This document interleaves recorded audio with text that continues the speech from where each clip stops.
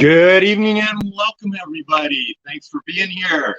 Again, this is week 7 of the Musky Monday seminar series, and what a week this is going to be. We have special guest Larry Ramsell, one of the most influential people in the musky world in my lifetime.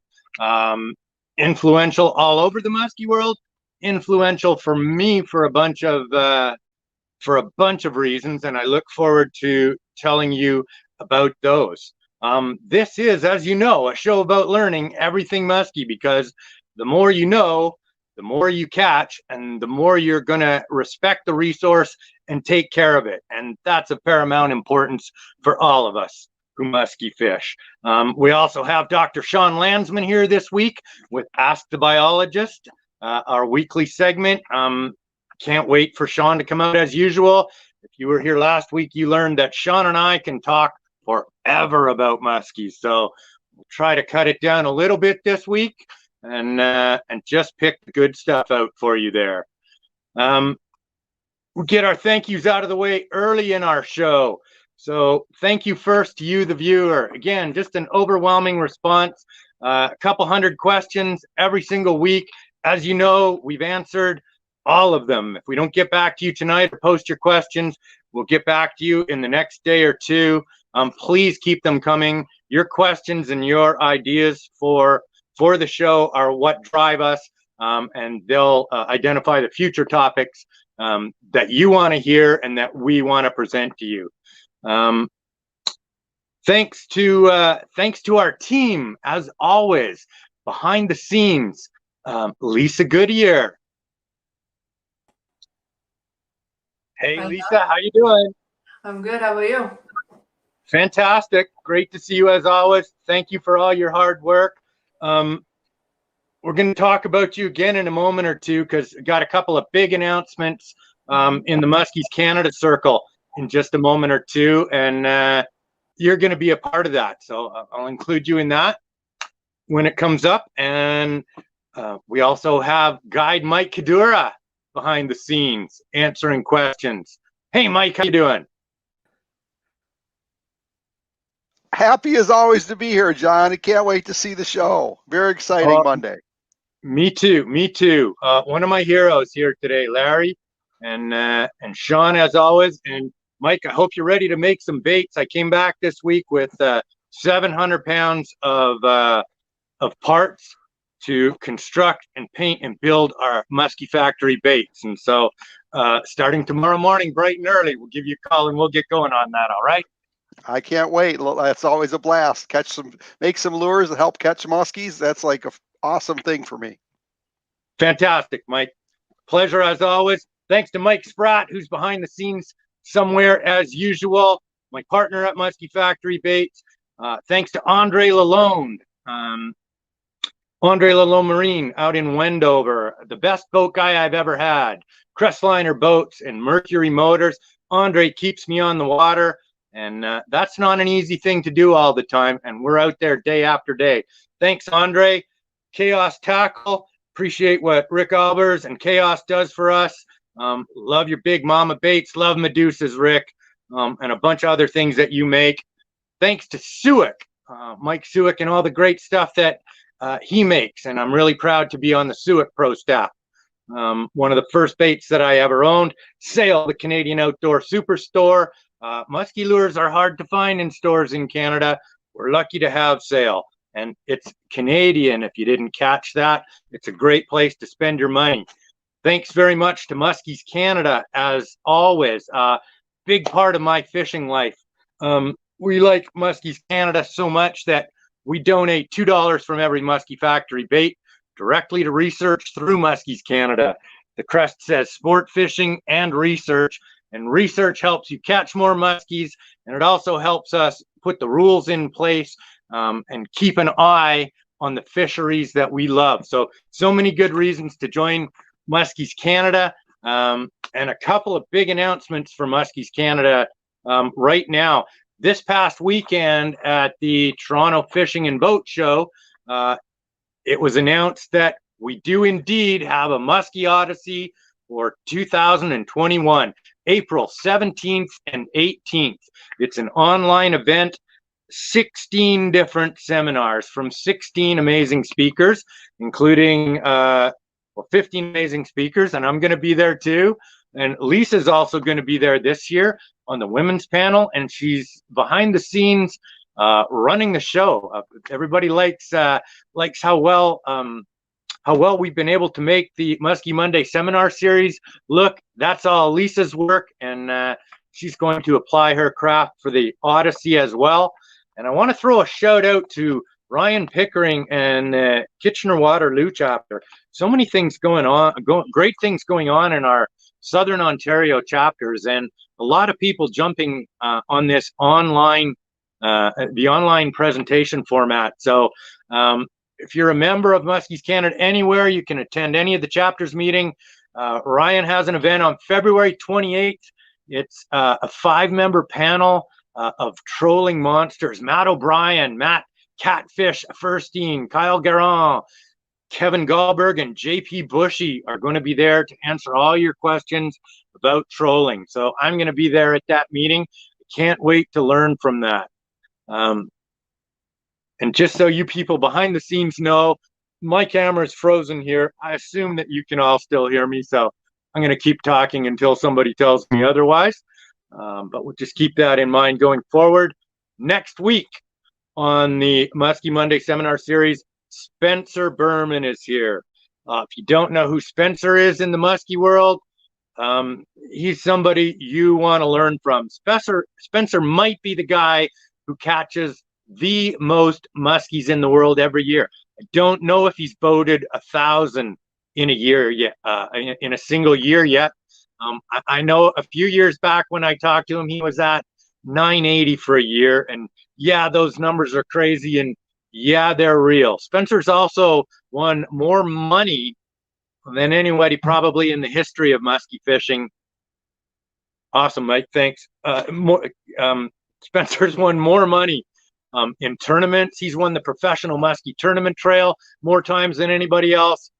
He fishes with the Quintanos, Jason and Mike. I've learned so much hanging out with those guys and being in their boats. You want to be here next week for Spencer Berman.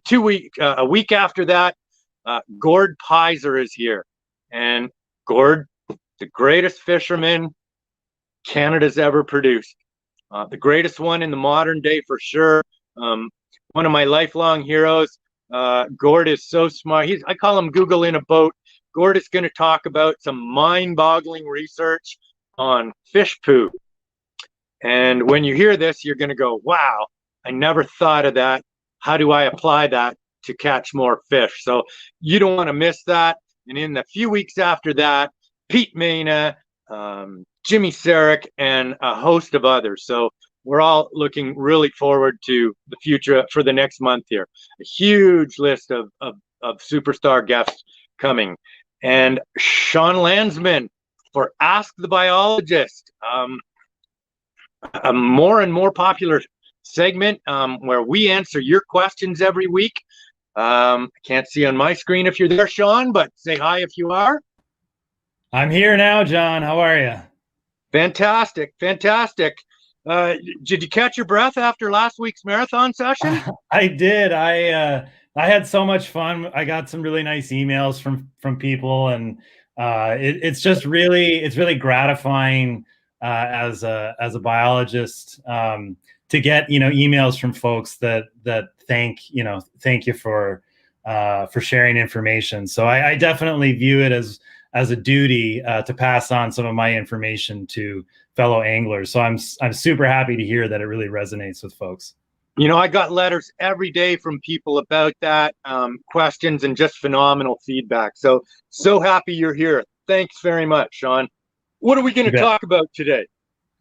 We're going to talk about muskies and activity patterns. So I had planned to talk about vision and how vision functions in terms of helping muskies strike and capture their prey. But I think we'll table that for maybe next week because there were some things that we didn't get a chance to talk about last week that I know folks in the comments were really interested in hearing about. So things like, bluebird skies and why sometimes that is associated with poor fishing conditions.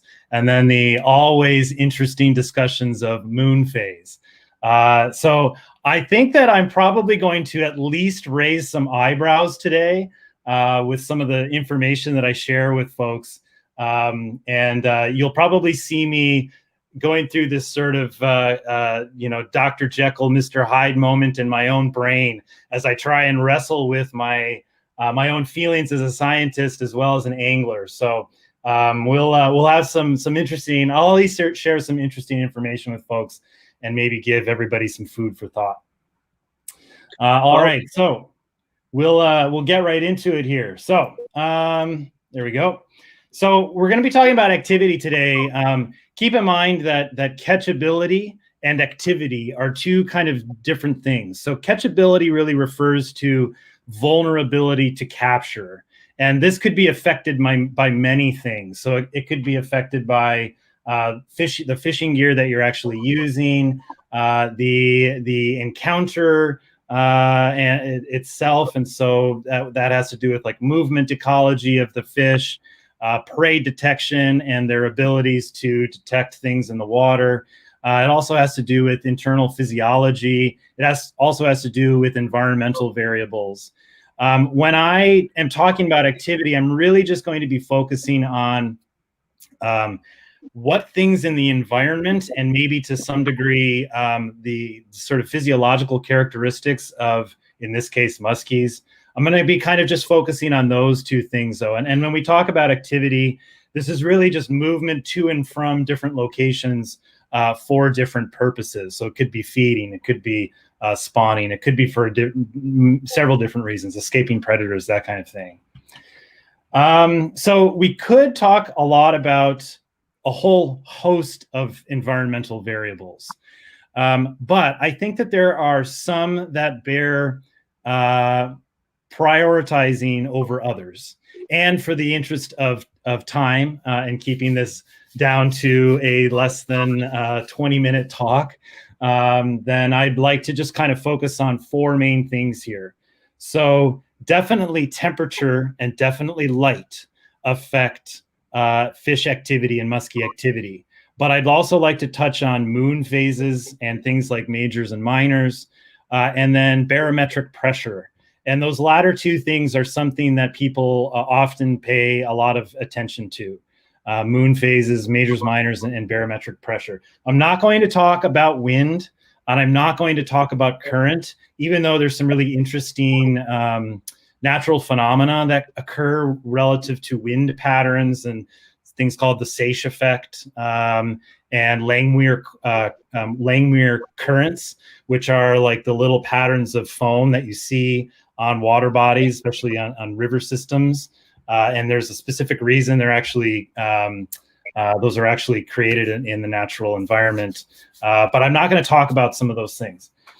The other thing to really remember about any discussion we have on this topic of environmental variables affecting fish activity or catchability is that correlation does not equal causation. So I want you to remember that when we're talking about the way different environmental variables affect activity and catchability, these are associative. So they're not mechanistic. They're not necessarily telling us how the fish is responding to these things. We're just noticing that there seems to be an association with this particular environmental variable and activity. So just keep that in mind. Okay. Temperature. I mean, come on. This is pretty basic, basic fisheries biology, basic biology. We know that fish are cold-blooded for the most part. There's like one or maybe two exceptions out there. We know that temperature has a direct impact on the metabolic rates of fishes. Now, the thing that you should keep in mind as muskie anglers is where exactly temperature has the biggest impact on muskies. And so we have to take into consideration that that there is an optimal temperature at which all fish will grow. And so when we talk about thermal optima, what we're talking about is the conversion of food into energy or growth.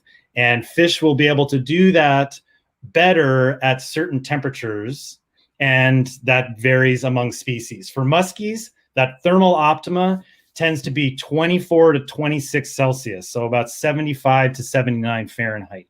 Now, I will note, and I've noted it on the slide, is that this has been established with juveniles. So this thermal optima has been established with juveniles. So kind of want to keep that in mind. What my own research has shown is that muskie activity patterns tend to increase with temperature to a point. Above that particular point, that threshold, we see activity start to taper off. And that is sort of in keeping with this thinking of a thermal optima. And in fact, we actually do see that temperature, that threshold at right about 25 Celsius. So kind of the peak in activity occurs right around 77 Fahrenheit. Above that, and we start to see their activity patterns taper off. And then of course at low temperatures, they're going to be a lot less active. And that just has to do with metabolic rate. Light. Okay, so I would consider temperature and light to be like the biggest determinants of muskie activity. And light, because we know that muskies are visual predators. And we'll talk about that a little bit more in another segment of the Ask the Biologist series. But the other thing that we do know through some of my research is that muskies seem to have a cyclical pattern of activity. And the cycle looks something like this. It's lowest at dawn, it increases during the day, it peaks at dusk, and then it tapers off at night until it reaches a low again in the morning, and then it starts to increase. And this makes sense from a biological standpoint. So, for example, during the day, as their activity patterns start to increase, prey is more visible. There's more light, and so prey is more visible. So they have more targets to pick out in the water. We also know, of course, that as the day progresses, that the water starts to warm. So their metabolic rates start to pick up. And so they're going to be able to be more active. Then at dusk, we see something interesting happen here. So at dusk, predators have the advantage at dusk. So as those light levels start dropping, visually oriented predators like muskies can approach prey. They can get a lot closer to prey before the prey actually detects them, because the prey can't see them as well. Muskies and pike are burst predators. They can swim really fast, so they have the advantage at low light periods. But I think the reason we're seeing dusk and activity patterns peaking there is also in part because typically you see the warmest water occur around dusk. So as the water has warmed throughout the day, we reach a peak at dusk. And then as the sun starts to set and go below the horizon, those temperatures will start to drop again. So we see this cyclical pattern in activity. And, this is kind of confirmed by angler observations, where there's pretty good fishing typically at dusk, right around sunset. Okay. Let's get into the moon phase business. I don't know if John can see this, but definitely my hot take on this issue is, as a scientist, I don't really believe in moon phases or majors and minors. And I'm sure some of you are like, what?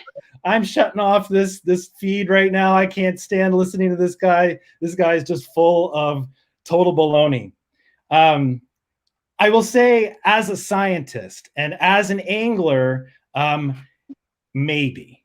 As an angler, it's hard to dismiss all of the anecdotal observations by anglers. But as a scientist, I'm not really a believer in it, mostly because I have never heard a compelling biological explanation as to why anything moon-related would affect freshwater fish behavior. In the marine environment is a totally different story, okay? Lions on the African plains, totally different story. We see very distinct patterns of activity in lions, but that has to do with ambient light at night and so on and so forth. We won't go there. But with freshwater fish, you know, there's no tidal influence. Typically, freshwater systems tend to be quite dingy in terms of watercolor. So, like at a full moon, there's still a light in the sky, but it's really not much. And you have to imagine when a fish is down 8 feet in the water column, it's still going to look pretty dark. There may be something related to like zooplankton and changes in zooplankton, but I haven't seen a lot of science about that. So from a mechanistic standpoint, I don't really understand it. And I need to see more scientific evidence for me to really change my own behavior in terms of scheduling my fishing trips around those moon phases. Now, I will say that two researchers from, I believe they're from Wisconsin, led by Mark Vinson. There was a study in 2014. It's actually featured on CBC. They looked at catch rates and moon phases. So not activity, but catch rates. And they did correlate catch rates in muskies with moon phases.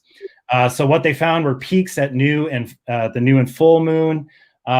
That said, they could not offer up any biological explanation, and they could not fully discount the fact that it may have been related to effort and anglers going out and choosing to fish particular bodies of water at particular times of the month that coincided with new and full moons.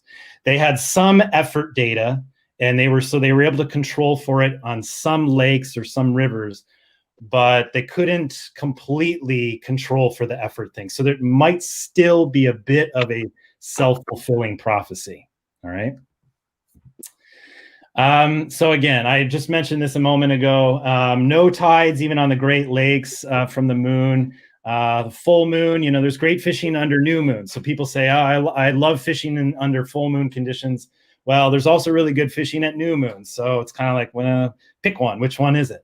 Cloud cover. So, you know, if there was any credence to there being a little bit of illumination that helps the muskies hunt during a full moon period, what happens during full moon periods when you've got a bunch of clouds, right? There's probably still pretty good fishing, but it may not have anything to do with the moon. Some of my own research back in 2011 for my thesis actually showed that there was more activity during half moon phases. So not on the big new and full moon phases. So, you know, it's just like the evidence out there is, to me, is not really that conclusive from an empirical literature standpoint. Okay, so enough of the feather ruffling stuff there. We'll move on to blue skies and the blue sky blues, as I like to call them.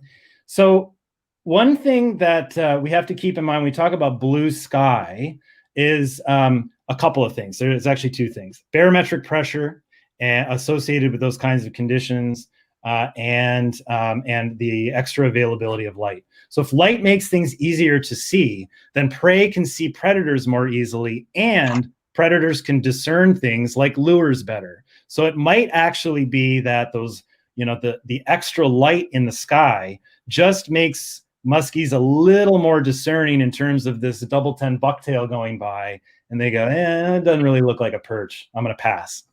So it may be just something as simple as that. Could this be mitigated in stained or dirty water? Yeah. So Lake of the Woods has a great, you know, bright sky, bluebird sky bite.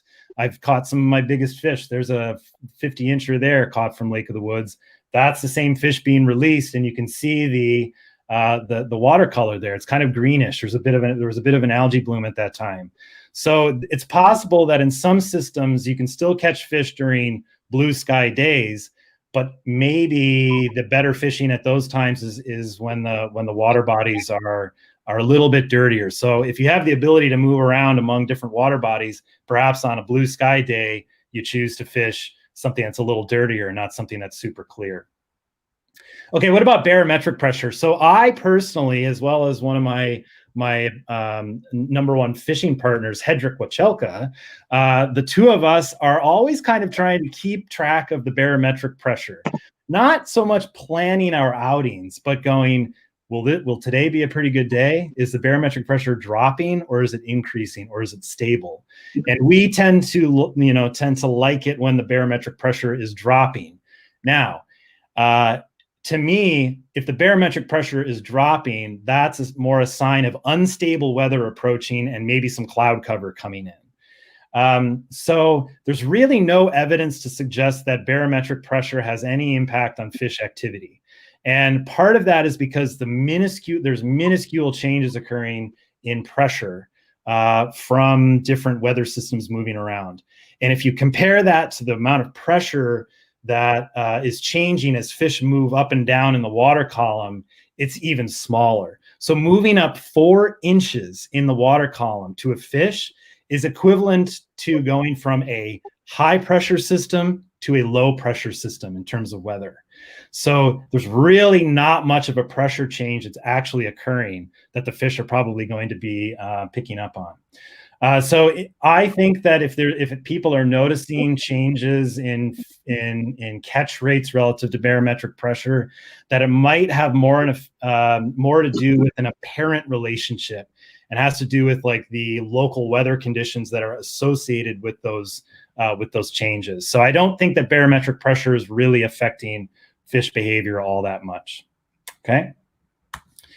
So that's all I've got for this week. Next week, I think we'll probably pick up on some additional discussion on musky vision, and we'll talk about how that might relate to you as an angler, and some information that you might be able to take with you on the water. Okay. So if you've got more questions, please submit them to John, or you can email them directly to me, and I'll take a look, and I'll try and make sure to get back to you either way. Fantastic, Sean. I'll throw a couple of observations in to go along with what you said. Hedrick, one of the smartest musky behavioralists that I've ever had the pleasure to be around. Hedrick used to correlate the information for Muskies Canada logs and tell us, what it all meant in terms of anglers. And are there more muskies caught on a full moon? Yes. But there are way, way more anglers that go fishing on a full moon. So when you turn it into a catch per unit effort, the Muskies Canada log data didn't show more fish being caught on a full moon. Just a whole lot of extra people who went more fishing and caught more fish as a result of that. Interestingly, in terms of human behavior, in another life, I ran a really cool 640 feet rock bar in Ottawa called Grand Central. And when we had a full moon, I knew I needed 2 or 3 extra doormen on, because the boys wanted to fight on that night. Yeah. If you talk to a police officer and you ask them what their busiest 3 days of the month are, it's all around the full moon. If you go to a hospital and ask the busiest days in the emergency ward, or if you've ever been in there on a full moon, strange things happen. And so, for whatever reason, that does jack up a lot of different behaviors. On muskies, I've had a guest who booked a full moon, Kent, one of my great friends, books full moons and new moons for years and years. And I wish I could tell you that we caught more fish off of those dates, on the key dates. But in truth, we haven't. Weather always trumps the moon. Definitely. And so, that's true. And I can't see anything. I doubled my speed, my internet speed this week with Bell at my house.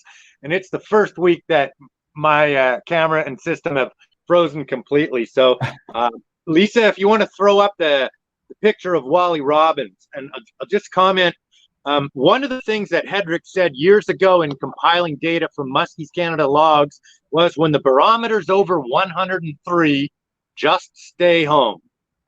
And that was compiling a lot of data and a lot of not catching. So that fish that Wally's holding, I'm really proud of that fish. Wally's such a good fisherman that, he's able to overcome all the blue skies that come with him whenever he shows up. But that fish was caught during a 9-day stretch at the beginning of November this year, where the barometer, we had blue skies every day and a barometer over 103.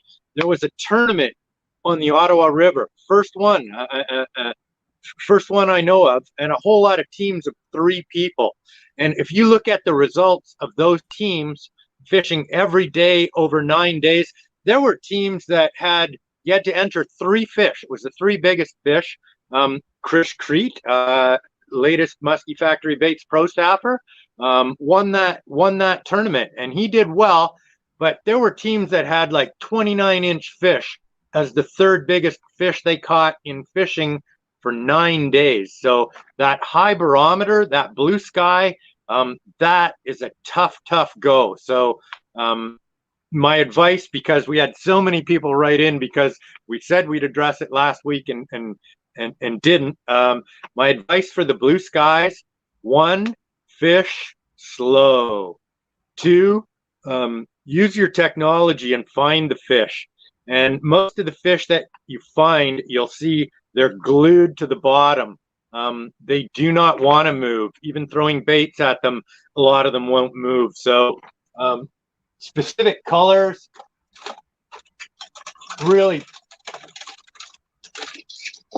bright colors, such as this. That's my go-to.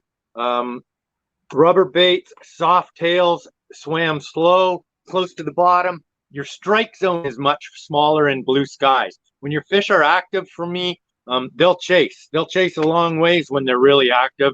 When they're not active and when that barometer is really high, it's tough to motivate them to get off the bottom.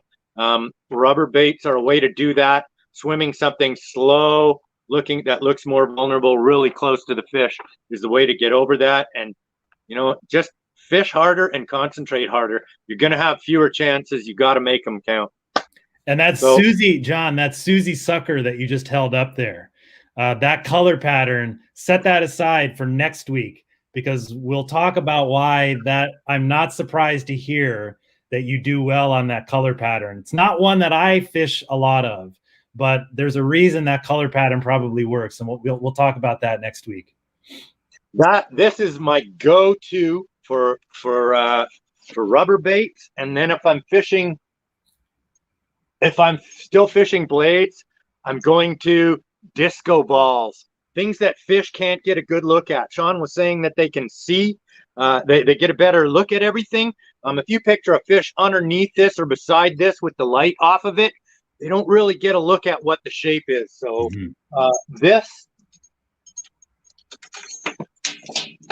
baits like this, things that are really light reflective baits, are your keys. And so we'll pick this up again next week. Sean, wow, we held it to 20 minutes. That's really good for you and I. Fantastic. Awesome. All right. Thanks See you, as John. always. Talk to you shortly, Sean. Larry Ramsell. Wow. The 2 people who have influenced my fishing the most in terms of things that they have written are Larry Ramsell and Sean Landsman. Sean with Project Noble Beast. I make a living off of that study. I can't say enough about, it showed the stress that we put on the fish, but it showed fish behavior through following them around with transmitters on them. And so you got to see the lifestyle, the life pattern of the fish and where they really were. And that's big data. And this article right here is called Tracking Trophy Muskies Through Angler's Eyes. My high school basketball coach gave me this article when it came out. It was in the 80s, I think, and it's about a study that was done on Laxul and Wabigoon that Larry wrote about in a 2-part article. And it was the first major telemetry study ever done on muskies, and that's what piqued my personal interest in research and science and the learning from it. Again, it's real data. It's not a guy catching fish and telling you what he thinks they do. It's real data. So Larry has written so many articles. He's authored 11 books. I have read so much of what he's written, not all of it, but just the best learning that I have done.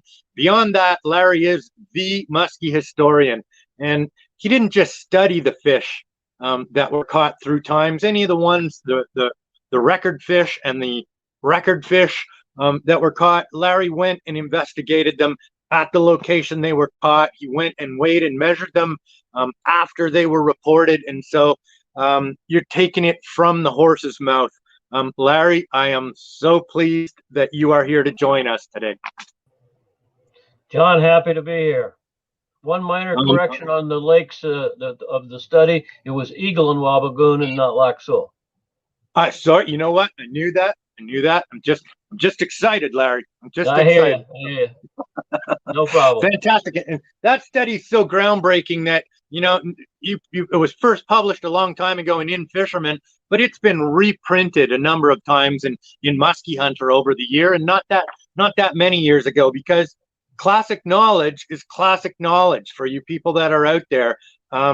Learn it, take it to the bank. Once you learn behavior, it's in your arsenal for always. And what a fantastic study that was, Larry. It was fun, I'll tell you that. It was a lot of work, but I learned a lot at the same time, so it was fun. You and I both. You've written 11 books so far. Why don't you tell us, give us a brief summary of those? Well, actually, I've written personally 6, and then Bill Hamlin, Canadian guide friend of mine, and I co-wrote 5 Muskie Hunters Almanacs. My first book was in 1982. It was called A Compendium of Muskie Angling History. Since that time, I've republished it, rewritten and republished it in 97, and then again in 2007. And then I wrote a book on the Mallow Muskie. And I've got a new book out on muskie postcards, over 700 muskie postcards, which is just a fraction of what I've found. It's amazing. It seems that in the early days of the 1900s, that was the main medium for advertising for fishing resorts and what have you. So there are a lot of old muskie cards out there. It was quite enlightening. We're going to tell people where they can find all of your information at the end of this broadcast. LarryRamsell.com is a great place to start. And I'll throw a shout out to Bill Hamlin too. I'm a big Bill Hamlin fan. I read the Muskie compendiums again. It's going to school. Big knowledge, big influence, and Bill's book. I'll give it a shout out too. 120 Days. I love that book, Bill. Just an addict's story of going through a muskie season on Georgian Bay. So great that you two were able to team up on that together. Let's go through muskie records kind of chronologically. I figured that was an easy way to do it, but before we get into the specific records, let me ask you, Larry, what is a record muskie?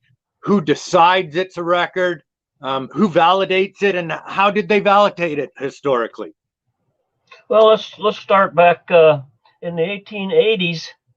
There were no organized record organizations. There were a few outdoor newspapers at the time that had weekly angling columns, and every once in a while they'd get a picture or a story of a big fish, and they would report it in their newspaper, and then another year later they'd come up with a smaller but still big fish and claim that this was the biggest one ever, when if they looked in their own archives, they would have known otherwise. But organized record keeping started in 1911, and it wasn't really intended to be organized record keeping. It was the Field and Stream magazine annual fishing contest. And from that contest ended up generating bigger and bigger fish, and so they started calling them world records. And the thing that I had a problem with in that method was that if an angler caught a giant fish, for instance, like the current Pennsylvania record caught in 1924, 50-some pounds, if it wasn't entered in the Field and Stream contest, so it wasn't considered for the world record status, which it would have been at that time. So it had to be entered in the Field and Stream contest to receive consideration. Then we move forward into the 70s. The National Freshwater Fishing Hall of Fame asked me to start a world record program for them. So I ran that for a number of years. The IGFA, the International Game Fish Association, got into freshwater record keeping when Field and Stream turned their records over to them after they had a little fight with the Hall of Fame over priority of records. We contended, and the lawyers contended, that fish records belonged to the anglers, not to a magazine, and we won that case. So they gave up on freshwater record keeping. IGFA had always been saltwater, so Field and Stream obviously gave them a few bucks to get into freshwater record keeping, and so then we had a dual record keeping system with the Hall of Fame and the IGFA. Field and Stream was no longer in the picture. In about 79, we merged the two programs. Excuse me. And IGFA took it over, but they didn't meet their commitments with the Hall of Fame to share the records. And so Bob Cutts, the founder of the Hall of Fame, reinstituted the Hall of Fame record program. So that made two record keeping organizations, and both of them slightly political. So one of them's more political than the other one, but we won't get into that. So after the fiascos of Lawton's fish being overturned, and then Louis Spray's fish being upheld by the Hall of Fame, mainly because it was a local record caught fish, supposedly, I decided enough of that, washed my hands of both organizations. I'd founded the program for the Hall of Fame. I was World Record Secretary for a number of years. I was a 16-year representative for the International Game Fish Association, IGFA, and I washed my hands with both organizations and started a new program, the Modern Day Muskeland's World Record Keeping Program, modernmuskierecords.org, if you want to find our website on the internet. So we started over. Okay, and I think it's important to address why a world record muskie was so important in the old days. And you know, I guess it comes down to one word: money. You want to expand on that, maybe? Tourism and prizes? Well, I think probably tourism and you know, particularly resorts needed a shot in the arm occasionally, and so it meant a lot to them. Some of the anglers didn't care whether they caught a record or not; they just enjoyed catching fish. But towns like Hayward was built on the back of muskies, and so records are important here. And Hayward, Wisconsin, where I live, claims to be the home of world record muskies, claiming 5 world records. Well, 4 of them are bogus, and one of them may be legitimate. So so much for the home of world record muskies. Even though I live here, they don't like me too well, but that's the name of that tune. It is what it is, and it's been proven that the other 4 fish that are claimed as records are not, put it simply. Yeah, well, and we're going to go through those fish by fish in a moment. And I'll just point out that Wisconsin has had over $1 billion muskie tourism industry for a lot of years. So, you know, when you say you've got a world record in a place, there's a lot of people that show up to fish in that place and fish around it. So, you know, I know in the old days it went back and forth between Wisconsin and the St. Lawrence a lot. I had people explain to me that, you know, that was all about drawing tourists and being the home of the world record, because it meant money, you know, individual prizes, you know, for winning that Field and Stream contest, but all kinds of money for communities and for cities and for states as well. So interesting. I think the world record is probably, and this is a conservative estimate, 100 times more important to Wisconsin than it is to New York and the St. Lawrence River and Ontario and Quebec. There's just so much more tourism generated around fishing here than in those areas, at least as far as muskies are concerned. Yeah, huge money and a lifeblood for so many people. And the heartland of muskie fishing in the U.S. for any of the Canadians that are listening and didn't know that. I'm really pleased to say it on our show last week. I threw a question out and said, hey, if you're out there listening from somewhere other than Ottawa, tell us where you are. I couldn't believe how many people wrote in to say that they were listening to us from Wisconsin and from Illinois, which is all the people that go up and fish your lakes as well, as I understand it. Right. I would say probably 80% of the world's muskie population is in the Midwest right here in Wisconsin, Minnesota, Illinois, and that's a general area. Yeah. Wow. It is the heartland. It is the heartland. Let's start looking at some fish by fish from the old days. Now, I can't see anything on the screen, but I think Lisa's going to throw up a fish that's not a record fish, but I think the first one in our slide chain today is a fish you sent her late this afternoon from 1899 on the Ottawa River. Where did you get that? I don't remember exactly where I got it, in an old publication somewhere, undoubtedly, but it's no question in my mind that if records had been formally kept in 1899 and that fish would have been entered, it would have been of a record caliber fish. But there's so many in my book, Compendium of Muskie Angling History. There's page after page after page of muskies from the old days that were never recognized as records that would have been had they had record keeping organizations that far back. Yeah, if only they'd had the internet, they would have been able to keep track. I stuck this one in primarily because it's Ottawa River, which is your home. So that's the oldest muskie picture I've seen, Larry. I really appreciate you sending that one along. And we're actually going to do a show probably in 6 or 8 weeks with Big Jim McLaughlin, who knows more about local muskie history around Ottawa than anyone I know. That's going to be, we'll talk about that fish and a whole lot of other crazy pictures that Jim has going back from the Ottawa and from the Rideau River. For a lot. It will. So the first official muskie record, what was that fish? Is that's one that we have a picture of, Lisa? No, we don't. And the reason I only sent Lisa pictures of Ontario fish, since that's where you're based. I thought that's what you'd want to concentrate on. I could have sent you the whole gamut of all official world records. So we're the first, what I call the first official world record, was the Field and Stream Contest winner in 1911. But the only picture I have of it is a similar picture that you see here of a mounted fish. There is no picture existing that I've been able to find of the angler. The second world record was a Wisconsin fish, a lake that is now part of the Chippewa flowage, 50-pound fish caught in 1916. And then in 1919, there was a tiger, a hybrid world record caught in Lac Vieux des Aires in Wisconsin, that at that time they didn't know what a tiger muskie was. So it became the, quote, muskie world record, unquote, until, many, many years later, it was discovered that it wasn't, in fact, a true muskie, but a hybrid. And then I mentioned the Pennsylvania fish caught in 1924 that was not accepted because it wasn't entered in the Field and Stream Contest.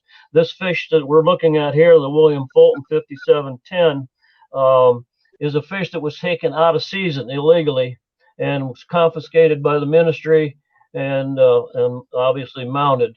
So that's the reason I stuck that in there, because of its size. If it had been a legitimately caught fish in 1917, it would have been the world record for a lot of years. So I'd stick that in. So let's see.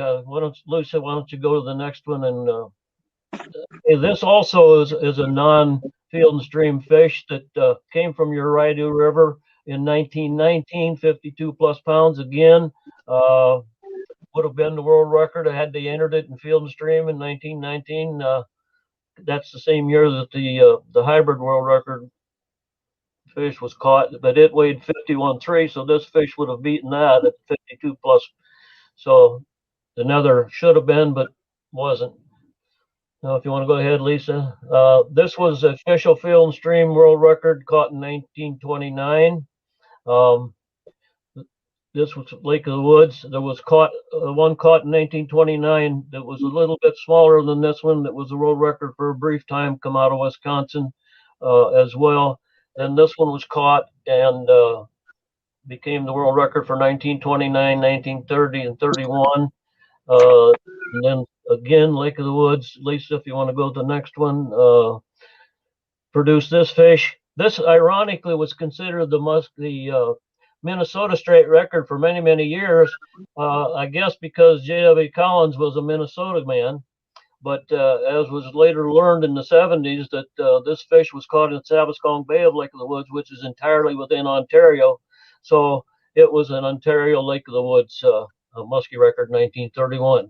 Didn't last long. The next picture is a fish caught in 1932 of a 58-pound, 4-ounce fish, which jumped the weight up considerably. And that held the record until 1939. If you want to go ahead, Lisa, to the next one. John Coleman, the first ever legitimate verified 60-pound fish, came out of Eagle Lake, Ontario. He was a neophyte. He was asked to go fishing. He had to borrow a rod and reel. He went along for the camaraderie. Last cast before lunch on the first day, you can see what happened. And so he came into the game at the top and kind of lamented the fact that he's got nothing to shoot for now. Now, that lasted a very short period of time. It was beaten twice in 1939 by the first Wisconsin bogus record, Louis Spray's 59.5-pound fish from Grindstone Lake in Wisconsin. And then later that year, Percy Haber from Lake St. Clair, fishing on the American side, caught an even bigger fish. But Coleman's topped them all at the end of the year. And then the following year, the Haber and Spray game got played again. They both came up with a second world record, if you will.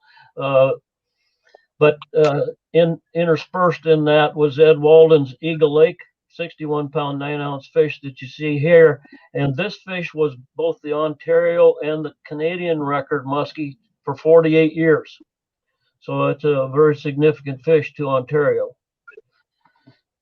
And then this fish came out of the St. Lawrence River, and even though I fished with Mr. Lawton that caught this fish, I don't know which part of the river he caught it on. I know where he stayed, but I know he fished in the water of both the United States, Ontario, and Quebec. So we just call it a common record fish. But there are some who don't believe this fish. It was debunked by John Detloff in 1992. I've had a considerable number of debates with him over that. In my latest edition of the Compendium Volume 1, I debunked his debunking. And the position that I have taken within my publication, and not necessarily personally, but within my book, if fish records are going to be disqualified, they need to be done so by the organization that recognized them in the first place. So as far as my book is concerned, this is still a legitimate fish, and considered by some to be the world record. Let me just stop you right there and ask a few questions about the fish that you've just gone through. So what were most of those fish, those olden day fish, caught on?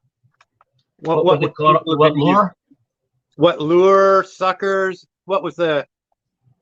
I'm gonna have to dig into my memory bank real quick for you here. Most of them, the Lake of the Woods fish, I'm sure were either caught on creek chub pikeys or bucktails, what we call bucktails. Back in those days, there were feather tails and bucktails. Didn't have all the fancy stuff that we've got today. This fish, the Lawton fish, was caught on a pikey minnow. Nymuth's fish, I'm not sure. The earlier fish, I know the Pennsylvania fish was caught on a sucker. Spray's fish was supposedly caught on a little bass bait called a head and vamp. But he didn't catch it, so that's a moot point. His second fish, I can't remember. I think he supposedly caught that on a bucktail, but again, if you didn't catch it, it's a moot point. So, now, back in the old days, you got to remember, we don't have near as many baits as you got hanging behind you there.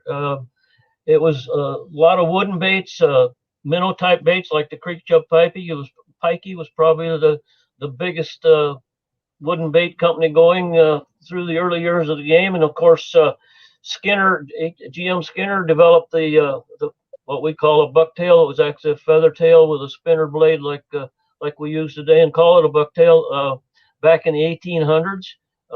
And that, even in this neck of the woods, was the bait of choice for probably 40 or 50 years. And then, Hedden and Pfluger and those companies got into the game in the 30s and started mass producing stuff, and things went fairly crazy after that, but nothing like in the last 20 years. They've gone berserk here. I can't even keep track of them anymore.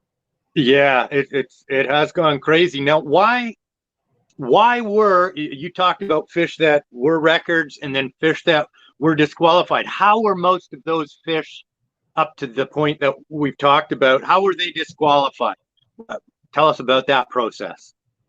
Well, as far as the spray fish, there's been professional photogrammetry work done by the World Record Muskie Alliance, and proven scientifically that the fish mounted were much bigger than the fish fresh. And fortunately or unfortunately, as the case may be, Cal Johnson's supposed world record from 1949, caught here in Hayward, is still hanging in a local watering hole. And I've had a number of people take me up on my offer to buy me a beer, and I'll show them how they did it. You can, if you look at the mount closely, you can see how it was made to look like a 5-foot fish instead of a 4.5-foot fish that it more than likely was when it was caught. So just a lot of anglers like Len Hartman added wet sand to the stomach of the fish, and they'd go to the grocery store and get some unsuspecting customer to witness the weight on the scale, and of course they didn't know whether there was a foot or horseback. So whatever the scale read, that's what they signed an affidavit to, and that's how a lot of it was done. Yeah, filling the belly. Now you've talked about the Lawton fish. Now that was 69 pounds, 11 ounces. Is that right? 69 ounces. 69 pounds, 15 ounces. So I heard that was disproven because somebody pulled up a fish that Art's wife won the big fish prize in Field and Stream, which was a boat and motor, which was really significant back in the 50s. And they pulled up her fish and they put Art's fish. They looked at the two pictures side by side, and the markings on the fish, which are like a fingerprint, matched. And so there was a fish that was listed at 69.15 and a fish that was listed, I think, is it Betty? I think Betty's fish was listed at 56 pounds something. So is that story true? You've got a couple of records mixed up.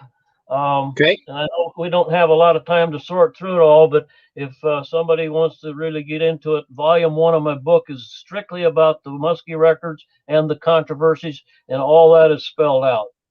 So, okay. But it was they did not, Field and Stream did not win.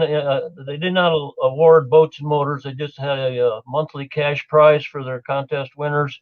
Louis Spray is the one that won a couple of motors for his fish, and Cal Johnson won an automobile for his fish. But those were the only real big prizes that's ever been won by a record fish.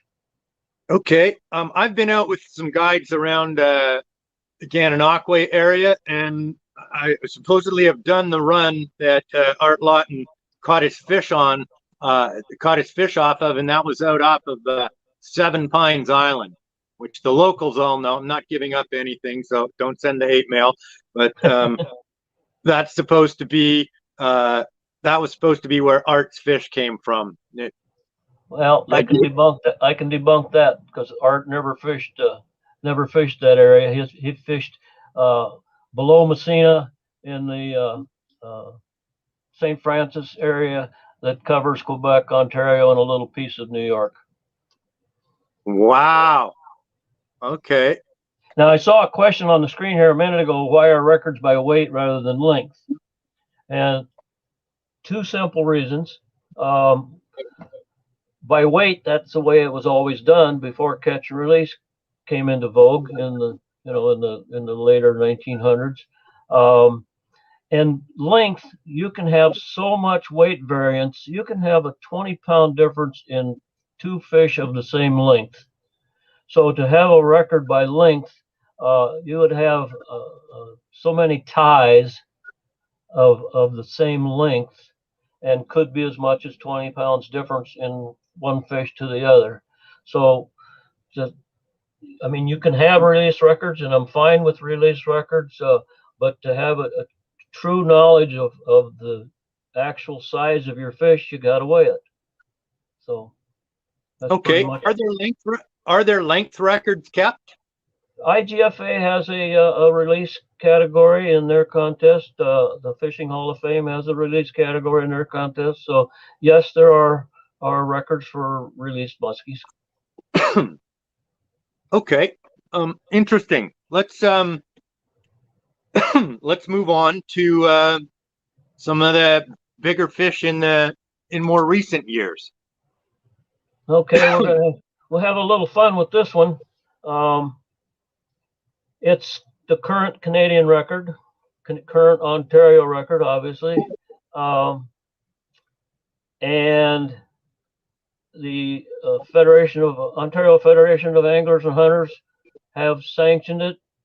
So it's up to them to unsanction it if they don't agree. I've made a case. There's been a lot of people make a case for the fact that it wasn't 65 pounds. I'll have to qualify that by saying I wasn't there on the day that it was caught, but I was there 8 days later, and the fish weighed 9 pounds less 8 days later than it did supposedly when it was weighed at 65 pounds. So also there were a couple of taxidermist molds made of this fish, one of them by the Royal Ontario Museum, and both of those molds show the fish to be considerably shorter than the 58-inch length claimed on the record application. So there are some questions in my mind, but again, like I said, the organization that sanctioned it has to deal with it, and they've chose to leave it in place. So I'll guarantee you it's a giant. I'd caught a 44-pound fish a month before Ken caught this fish, and when I got there and picked this fish up, I knew it was considerably heavier than the one that I had caught, but did it weigh 65 pounds? I guess we'll never know for sure. I don't, let me qualify this whole scenario. I do not point the finger at anybody for having done anything nefarious. I think probably, having talked to the people I know well who own the place where the fish was weighed, and the sequence of what transpired that day, I have a personal opinion that water was inadvertently introduced into the fish while it was being washed off, hanging up from a rope, and could easily account, 1 gallon of water would account for that discrepancy in weight that I found 8 days later. So I don't think anybody did anything intentionally. And I will say too, and some people will call it hearsay, but I have an affidavit from Stan Noason, who's known as the Musky Man on Georgian Bay, who was a good friend of former Toronto Star outdoor writer John Power, who I'm sure you're familiar with. He said that John Power told him that this fish didn't weigh 65 pounds. So for what it's worth. Yeah, it's a fish that has garnered so much discussion, and like you said, you know, I love that you said up front, I don't think anybody did anything nefarious with this fish, and I have discussed this fish with a whole bunch of people over the years. I know somebody who was in a boat, Ron James from Fish TV, was fishing around Ken O'Brien on the day that was caught, and he has relayed his story of watching that fight, which this fish was caught on a 3.5-inch Rapala. So, you know, for all of us big bait fishermen, it's interesting that the biggest muskie ever caught, or one of the biggest ever caught in Canada, was caught on a 3.5-inch bait. And Ken O'Brien, interestingly, I reached out online to see if I could find Ken, because I would love to talk to him about this fish and get his story. It is just such a special fish, and I just think Ken was he's part of an amazing story, and everybody just wants some more details. But you know, the story of this fish getting landed was, they broke a net. It didn't fit in the net in the boat. The fish went through the net. It went in and out of the net a whole bunch of times. It's unbelievable that they were even able to, with 2 or 3 of them, pick it up and get it into the boat. And then it went. This is a Georgian Bay fish in Honey Harbor, Blackstone Harbor. Is that right? The Blackstone Harbor of the Moon River. Blackstone Harbor. Okay. And this fish went back to a lodge where the first generation of Muskies Canada board of directors and members was having a Toronto chapter outing. And so there were all of these excited people when this fish came back to the shore. Interestingly, I've been told that they were afraid of the fish in the boat. They weren't muskie anglers, and so one of the first things they did when it came into the boat was slash the throat of the fish. Yeah, Ken O'Brien took his fillet knife and slit the throat. Okay. Yeah, this whole story and the scenario and all the pictures are in my compendium. Okay, so the throat of the fish was slashed right away, which, you know, that you have some fluid leaking out of it. After that point, you have an opening where fluid can get into the fish after that. There's the fish went back to the lodge and hung outside and was hosed off, I guess, before it was weighed, which is quite possibly how water was introduced to the interior of the fish. There was another incision made in this fish, I understand, before it was weighed, and that was the clithrum bone was removed from the fish.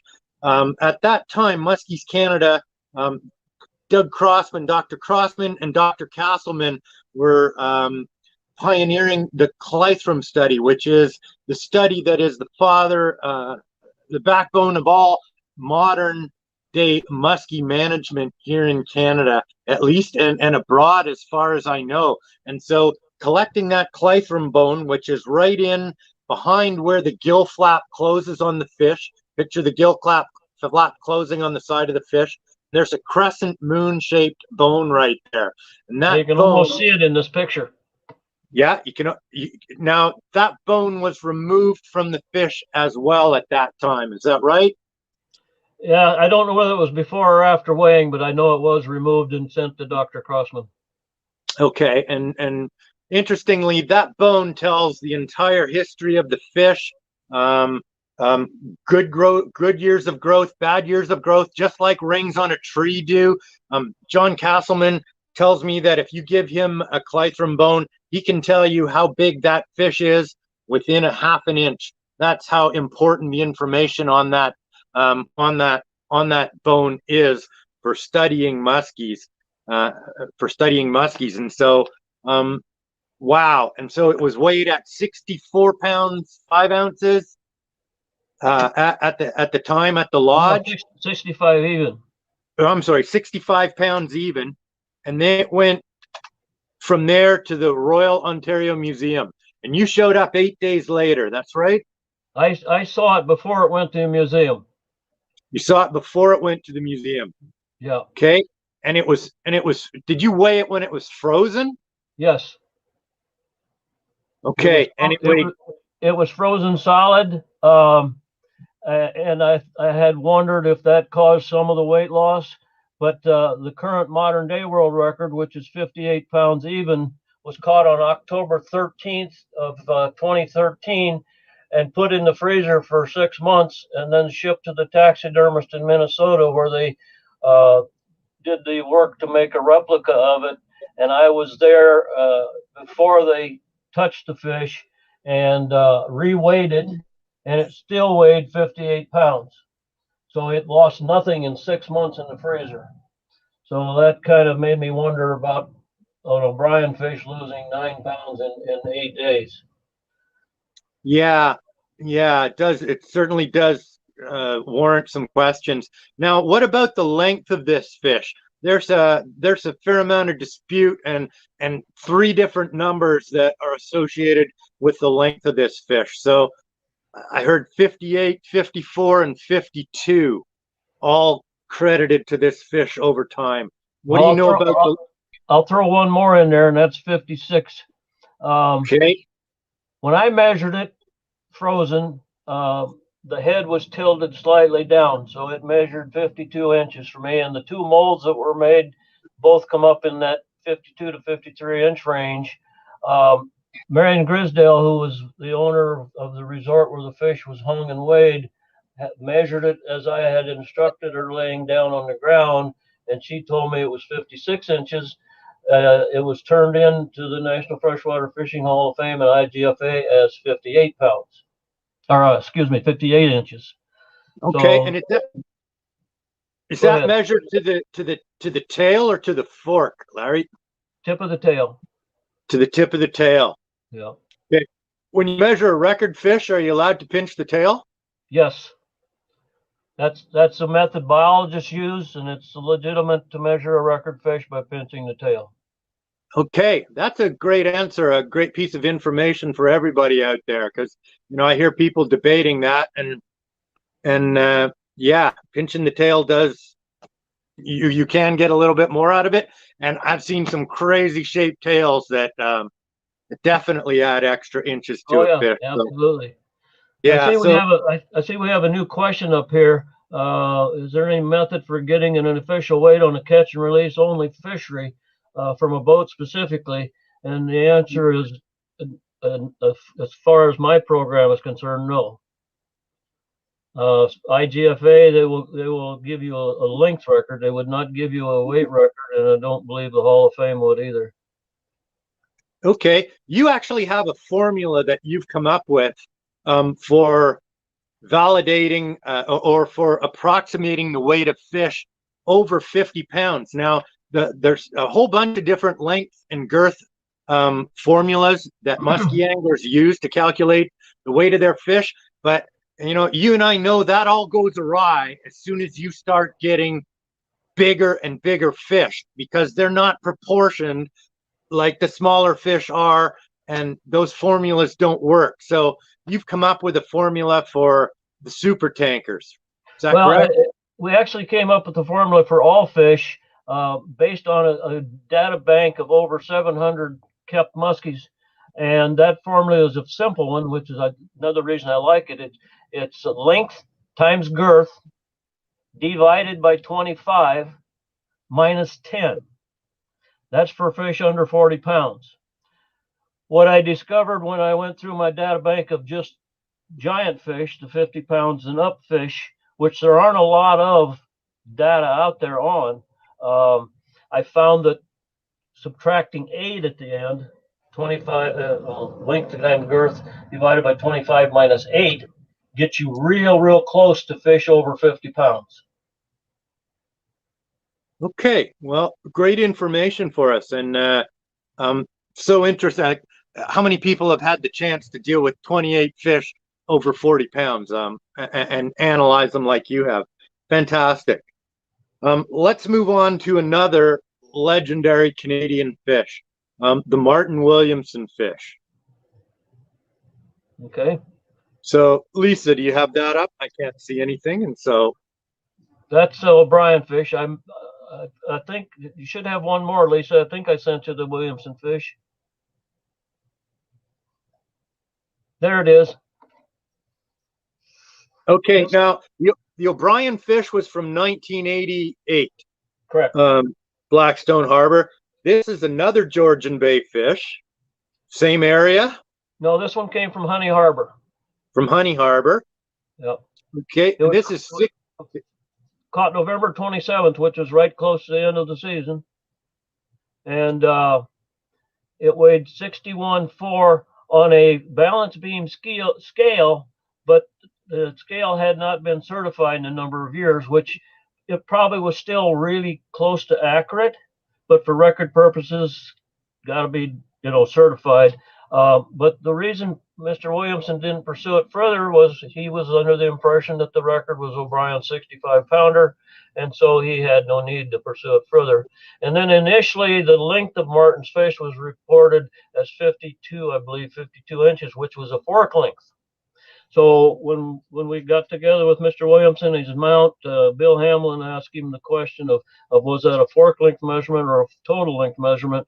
And it was a fork length measurement. So we had the mount right there. So we quickly measured the distance from the fork to the tip of tail, and we came up with an overall length of 55.5 inches. So it had a 31-inch girth and 55.5-inch length.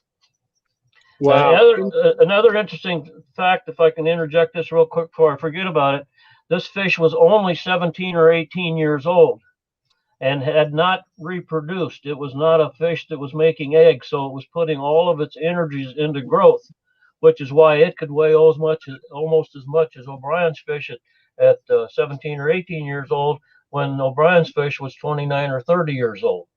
So a lot of difference and a lot of good reason to why different things can happen, and such anomalies as this can make a record fish. So let me ask you a question then. If this fish was only 17 or 18 years old, the debate about is there a 70-pound fish swimming around out there, and a lot of people say no.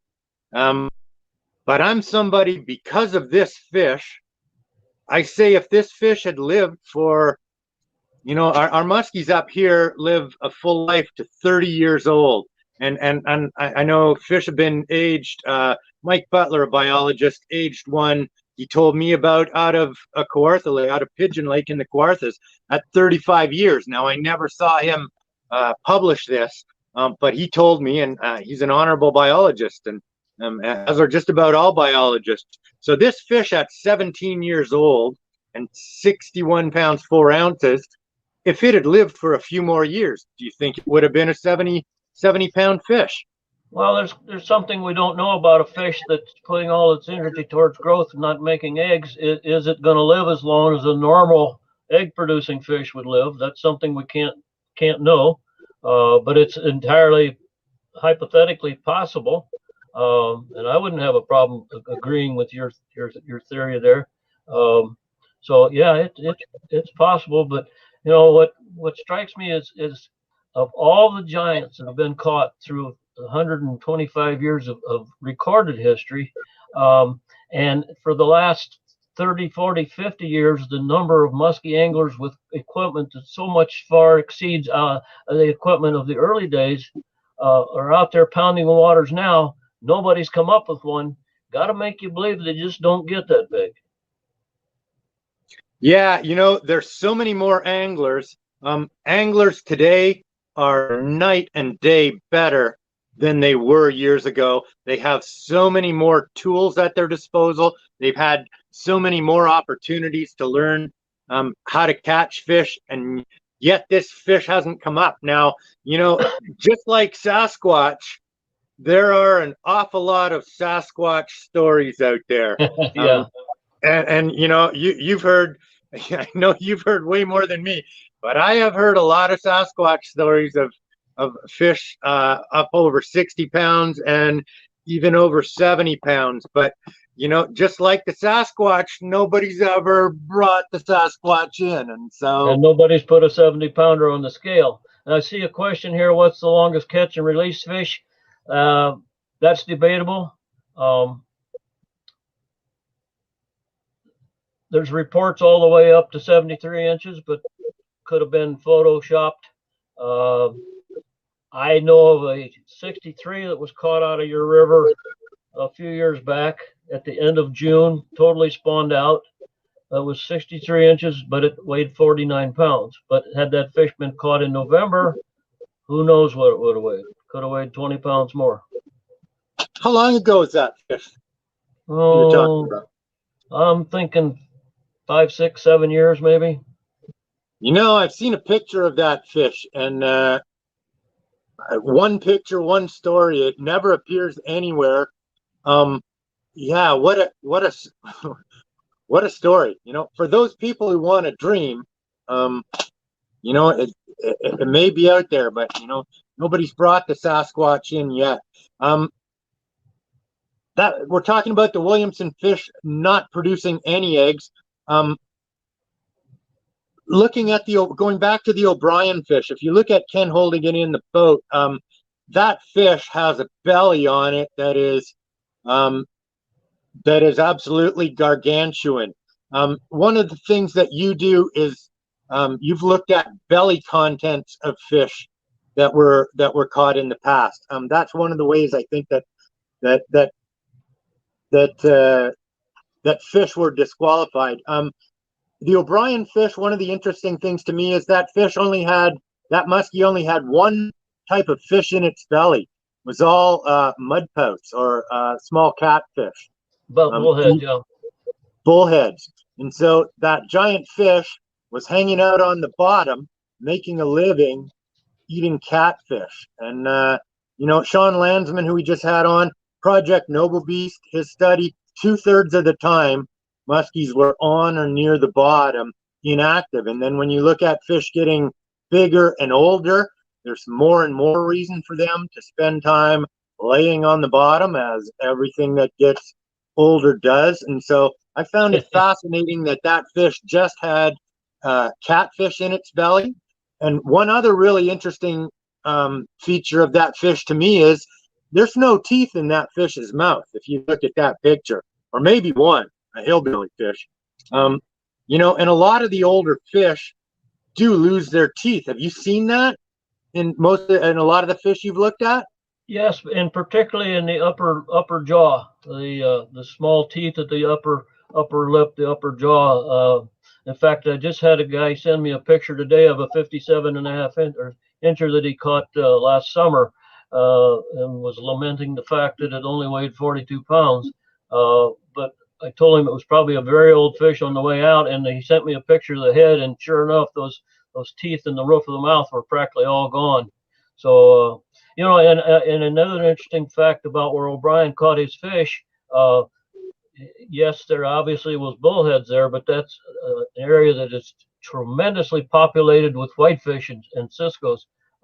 So obviously the O'Brien fish was taking the easy way out and scarfing stuff up off the bottom as it swam by him, probably. Yeah, I'm wondering if it's easier for those fish to hunt the schools of catfish on the bottom than it is to get a hold of faster swimming fish without the teeth. Just speculation on my part. Makes sense to me. All right, we'll go with that then. I wanted to ask you about genetics and their importance in creating record fish. What bodies of water? Let's talk about the genes that can produce a fish over 50 pounds and potentially a record, and where those genes are in the modern day. Okay, I'm going to try to simplify it. It's really a complex question, but I'm going to qualify it with two statements. First of all, the genetics in the muskie populations in particularly larger water systems, whether they be river or lakes, Georgian Bay, St. Lawrence River, Ottawa River, populations of muskies that have always coexisted with pike are the giants. Those are the ones that have the genes to get big. In bodies of water which have never had, or historically never had until man got involved, had muskies only, you'll find the lakes that have the little green fish that don't get big. And that's pretty much the tale of genetics as far as I'm concerned. And something interesting about genetics, as long as you want to go there, as you're probably well aware of being an Ottawa River guy, in the 50s, logging and dams had pretty much decimated your muskie population. And the Quebec government restocked the Ottawa quietly. Nobody knew much about it in those days, back in the 50s, with genes from Lake Chautauqua, New York.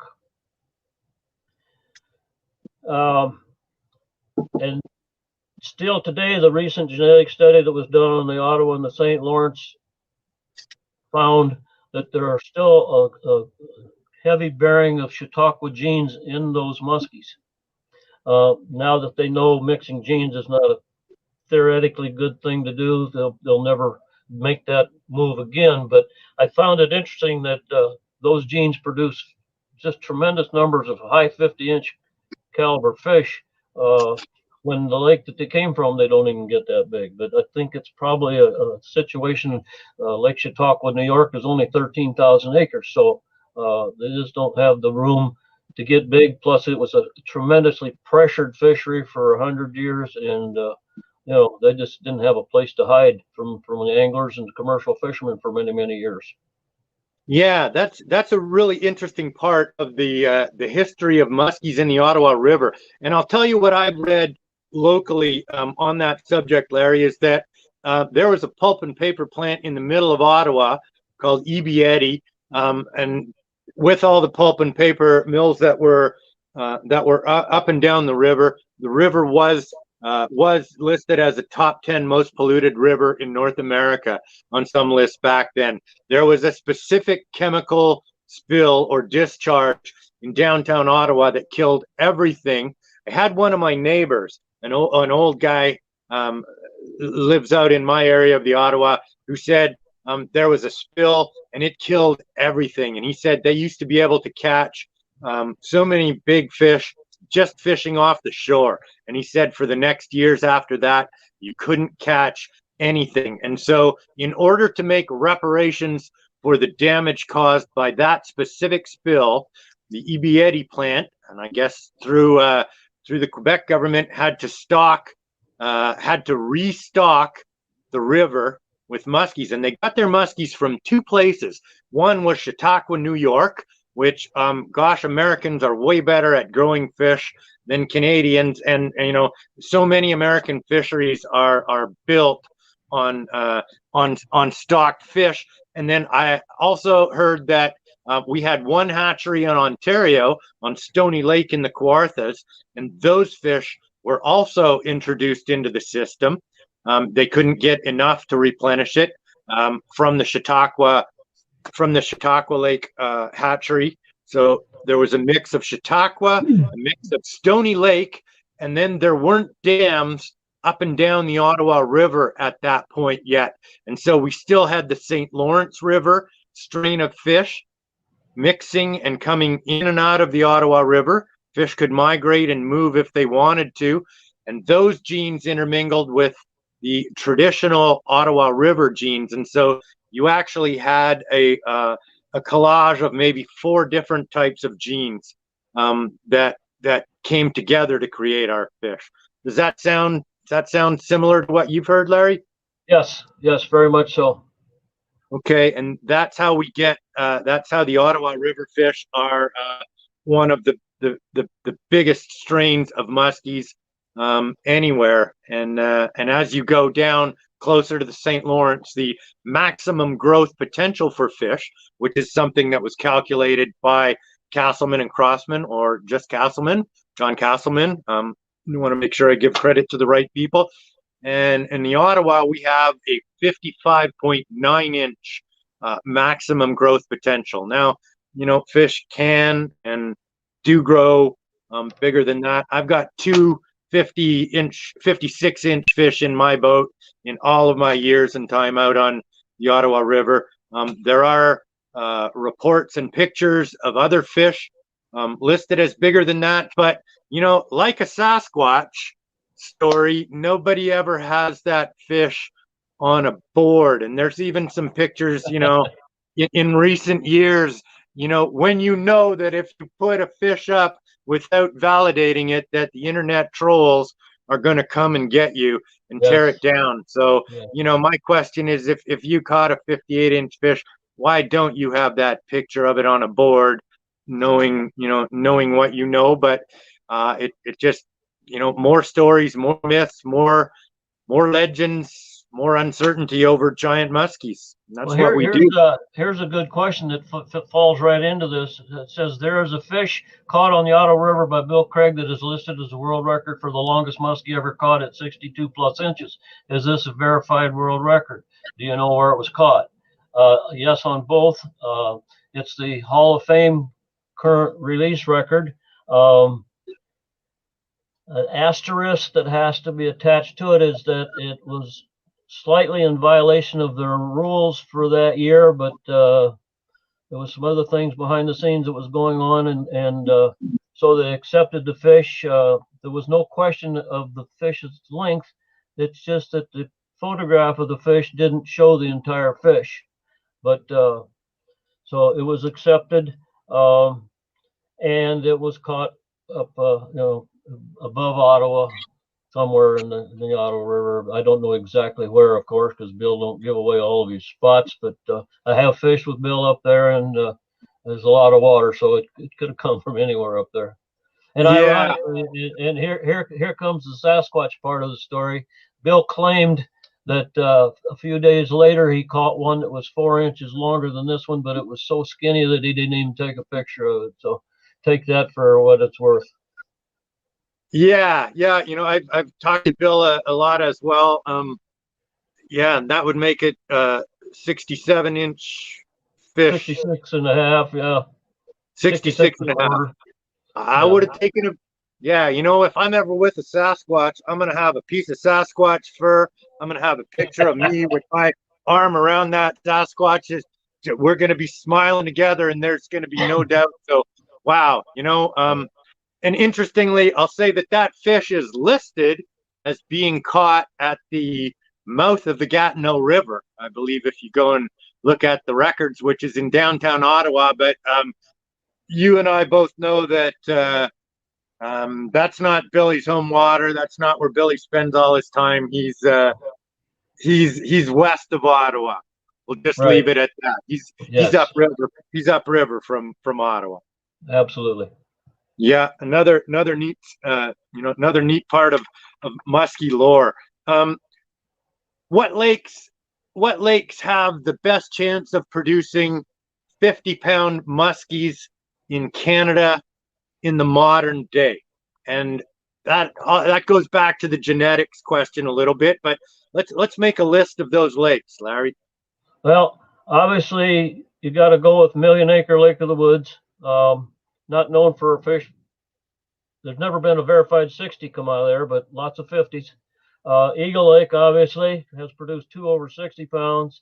Lac Seul, but you'll never know because you can't keep a fish out of Lac Seul. So unless you got a scale in the boat that's certified and accurate, you'll never know whether you got a 50-pounder or not. But I know I've put fish in the boat up there that were 56 inches. So there's some giants up there. We got to then move back. Wabigoon potential still probably exists. Then you got the lake trout type lakes like Dryberry and Rowan and Pipestone and those waters. But if you want to become an alcoholic and you're not already, that's a good place to go try to catch a big fish. And of course, Nipissing, I think, is definitely got potential. I've got pictures of 2 over 60 inches out of Nipissing taken by biologists in the nets, so I know they're legitimate. Obviously Georgian Bay, and we're talking huge. We're talking 300 miles of water that contain a fish that the likes of which may have never been seen. There's so much water out there that never gets fished, even with the pressure of today. There's water out there that's never seen a lure and never will see a lure probably. That who knows what evil lurks out there. And of course, the Ottawa and the St. Lawrence both are high on my list for potential for a world record. But I've been surprised that Georgian Bay hasn't done it. But yet, it seems typically the fish from Georgian Bay tend to be a little bit shorter, but they're tremendously girthy fish. But to catch a world record, you got to have a combination of length and girth and catch them at the right time of the year. So probably the number one odds, at least in my book right now, is the St. Lawrence River. Yeah, I think the same. I was on a big fish panel at the last Muskie Odyssey, and I was the only one who said the St. Lawrence. Other very experienced voices, including Jimmy Sarek and others, said that Georgian Bay was their choice. Now, the St. John River in New Brunswick is a new age muskie fishery. We had marlin print from that river on, and they found Steve Eldridge found in its in the throes of dying a validated 60-pound muskie as well. What do you think about that fishery? Well, that's that's one of those situations where fish got in there that were introduced not intentionally, and they took a hold. Some of the specimens that they've caught there have been just outrageously girthy, and again, if you catch one long enough with that kind of girth, it very well could happen out there. But I'd say probably the odds are still much stronger for Georgian Bay and the St. Lawrence River, and I got to include your Ottawa River in there because I've caught and seen some giants in there. So. Me too. Me too. I'm still looking for the real giant, Larry. But I'll be looking. I'll probably be looking for that one till the day I die. I hope, which is a long ways in the future. Got a lot of muskies to catch. One other question on genetics. I got to ask you. You talked about the most interesting fishery to me in the modern day is in Green Bay, Wisconsin. They took the Georgian Bay strain of muskies, the Great Lakes strain, out of Georgian Bay, and replanted those genetics in Green Bay, and that place has gone crazy the last number of years. And those are spotted muskies. So those are the Great Lakes giants. Yes, they got the right stuff. And you think that the next world record is a spotted muskie? Is that right? Yeah, well, in that case, yes, and you couldn't rule Green Bay out just because of the genetics, but it's a evolutionary wise. It's and of course there was always muskies in Green Bay, but they were decimated by commercial fishing back in the 1800s. But since the reintroduction, the odds are getting stronger each year, particularly when they were still stocking, and when VHS hit, they quit stocking for 5 years, so that hurt. And of course, every muskie fisherman in Wisconsin had fished for 20 or 30 or 40 years and never caught a 50-incher, went to Green Bay and caught a 50-incher, they kept it. So in the early years of the program, fish didn't have a chance to grow, but there's been a few slide through. Yeah, there's been some real giants caught there, but numbers wise, there's probably not a big enough population yet to find Sasquatch. Okay. Wow. Fascinating, fantastic stuff. We try and keep this to an hour and a half, Larry. We're a little overtime right now. I could talk to you for another week about this. I know, and Muskie guys, we can do this back and forth, but I just want to say thank you very much for your time on this program. Thank you very much as a muskie angler for all that you've done and all that you've contributed to knowledge, to the base of knowledge, to learning, to helping young anglers learn, to your work on validating records, and for speaking honestly like you do, because living in Hayward and speaking like you do about the Louis spray fish, when we get older, you just call it the way it is. Isn't that right? And you care less about what people say, and that takes a lot of backlash, and just kudos for you for doing all that you've done, and personally, thanks for what you've contributed to my muskie learning curve over the years. A real pleasure to host you here, Larry. Thanks. Well, thank you very much. And I tell people, muskie fishing has been my life. I eat, sleep, and drink, and whatever else. It's just, and I've always said that. Here's the interesting thing, if you just take another minute or so, when I first wrote my book, I did everything I could do to justify all the world records. I didn't go looking for ways to debunk them.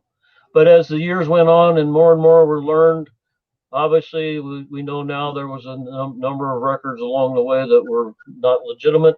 And when I find that out, I say it. I don't care whether it came from my backyard or from the other end of the country. It is what it is, and they weighed what they weighed. And if they're legitimate, I'll support them till I die. And if they're not legitimate, I'll say so. Fantastic, Larry. thanks again for doing this. Wow. Just You'll have to have me Thank you. back another time. I'll take you up on that, Larry. And maybe My I'll get pleasure. you out in my boat one of these days when you come east again. Hey, that sounds good too. I'll take you up on that. Anytime, anytime. All the best to you, sir. Thank you, and you too. Okay. And that wraps up an incredible program for me personally, getting to have that conversation with Larry. Muskie Monday Seminar Series, Week 7. That's a wrap. Come back and join us next week. Spencer Berman's here. I'm going to play you, to introduce Spencer, I'm going to play you one of the greatest pieces of Muskie video ever filmed. And it's out of Spencer Berman's boat, which Larry asked me.